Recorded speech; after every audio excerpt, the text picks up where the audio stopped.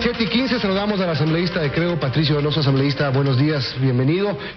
Y claro, lo que le decía el doctor Barrera, no podemos dejar de reaccionar a lo que pasó ayer en Venezuela. 8 millones de votantes, 8 de 19 millones, 40% de participación. Según cifras del Consejo Nacional Electoral, eso tiene que quedar claro, porque algunos dudan. ¿Qué opinión? Muchas gracias, Milton. Buenos días. Dos comentarios rápidos. Uno, no puedo entender cómo Latinoamérica no haga algo más para resolver el tema humano, económico, moral de un país hermano como Venezuela. Y segundo, no puedo entender que existan ecuatorianos y sobre todo políticos activos que estén apoyando a una dictadura como la del señor Maduro. No hay papel higiénico, no hay alimentos, no hay ética. Hay están huyendo las gentes de Venezuela y nadie hace nada. Yo todavía recuerdo cuando el presidente Correa tomó el avión presidencial y se fue a Honduras a buscar ayudarlo a Zelaya. Ahí dijo, Honduras es un buen lugar para morir. Así es, y resulta que pero ahora... no llegó a Honduras. No llegó a Honduras. No, llegaron a El Salvador. Y ahora junto con Cristina Fernández, yo estaba ahí. Exacto, y ahora... Yo sí llegué a Honduras. Entonces sí se pudieron meter, o quisieron meterse en Honduras. En Honduras.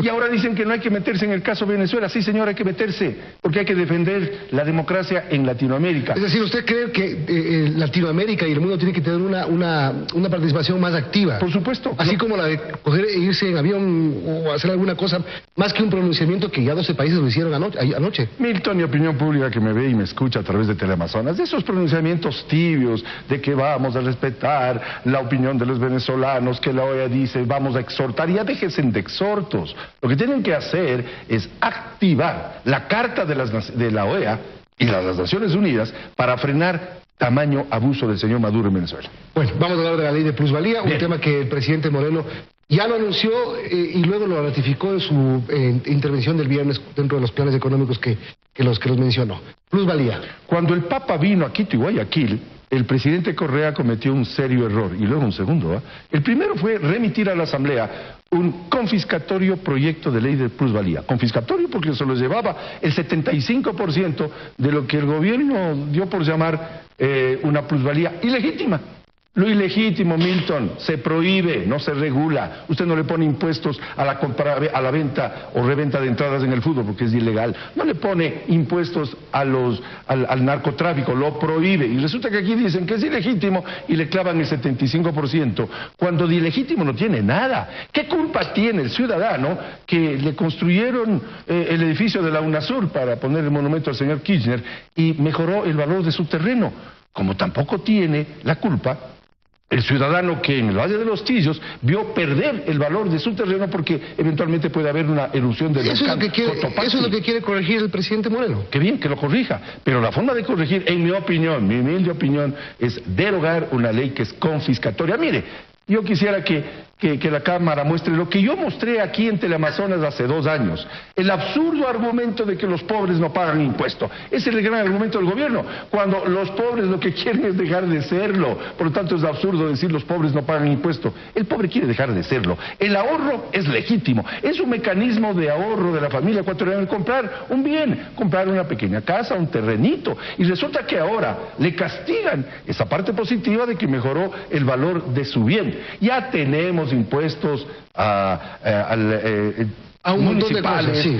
Tenemos impuestos como lo tengo escrito aquí y que lo enseñé también en Teleamazonas. Ya tenemos impuestos por mejoras, impuestos municipales, prediales se llaman, y resulta que ahora le clavan un confiscatorio impuesto del 75%. Escuché a algún miembro del oficialismo que deberían reformar para bajarlo nuevamente al 10%. Perfecto, háganlo, pero no es posible que la industria de la construcción se haya visto afectada, Milton, desde aquel primer gran error, y luego el segundo que fue aprobarlo en diciembre pasado, y 2 errores no hacen un acierto. 54,000 empleos. ¿De quiénes, Milton?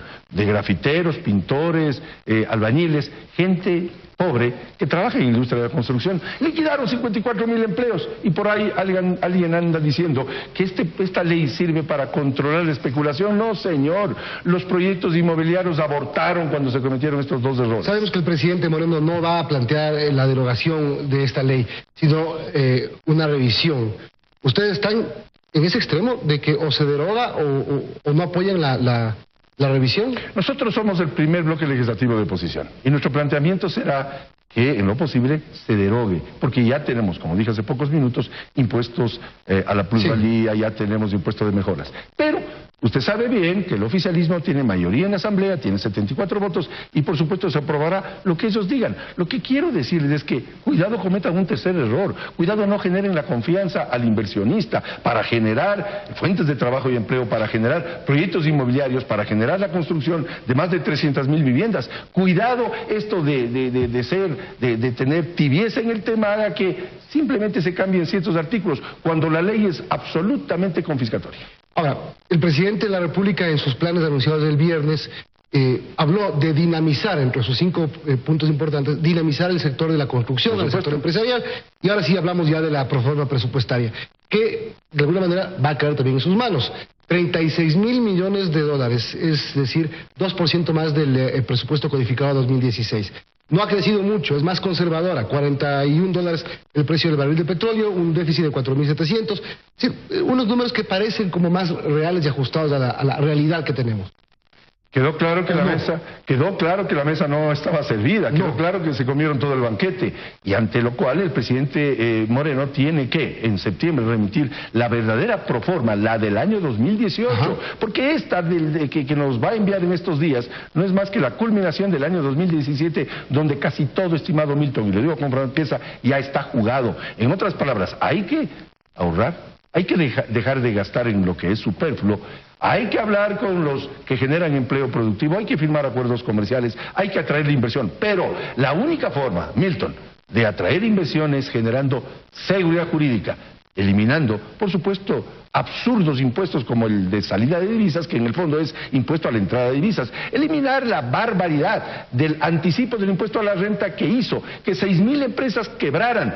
Sin embargo, ya pagaron impuesto a la renta ganada, renta pagada, pero no, la barbaridad de tener que pagar inclusive cuando se pierde. Todas esas cosas tiene que corregir el Ejecutivo a través de remitir proyectos de leyes que significan aliviar la carga tributaria para la familia ecuatoriana. Debe aliarse el presidente Moreno a un sector productivo generador de empleo, generador de riqueza para ser repartida, y no la barbaridad de lo que se hizo pues en el régimen pasado. Ya hay que empezar a dejar de hablar del pasado, pero por supuesto hay que generar futuro no cometiendo los errores del pasado. El expresidente Correa en su catarata de tweets del fin de semana dijo que él cree que en septiembre va a haber un paquetazo, que el gobierno de Moreno está preparando el camino nomás para en septiembre darnos un golpe económico. A mí me parece que es un desatino esto de la catarata de mensajes, de twitters, para tratar de hacer daño a su aliado, el presidente Moreno. Me parece un serio error, pero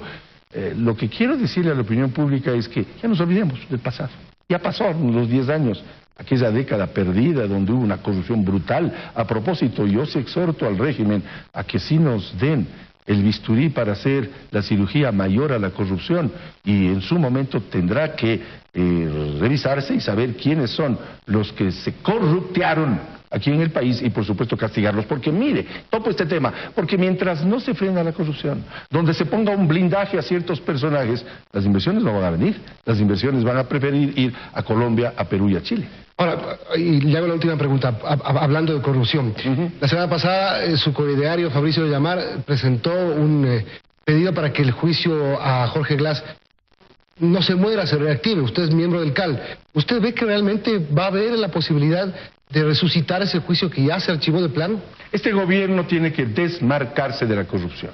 Y la única forma de desmarcarse de la corrupción es haciendo aquella cirugía mayor. Pero por Dios, para hacer la cirugía mayor, permitan que los actos de fiscalización caminen, no se asusten. Lo que pasa es que no ha habido 10 años pasados, no hubo fiscalización, entonces hay algunos que se asustan. Permitan fiscalización. Es que es el momento idóneo y expedito para que las autoridades digan sus buenos quehaceres de haberlos, y sobre todo, procesos que señalen quiénes se llevaron la plata, con qué apoyo y ayuda gubernamental se llevaron esa plata, que vayan a entrar a la justicia, y si son culpables de un proceso lógico, vayan presos y devuelvan lo robado. Lo que pasa es que sí, se quiere hacer la cirugía mayor, pero no hay los cirujanos, parece, ¿no?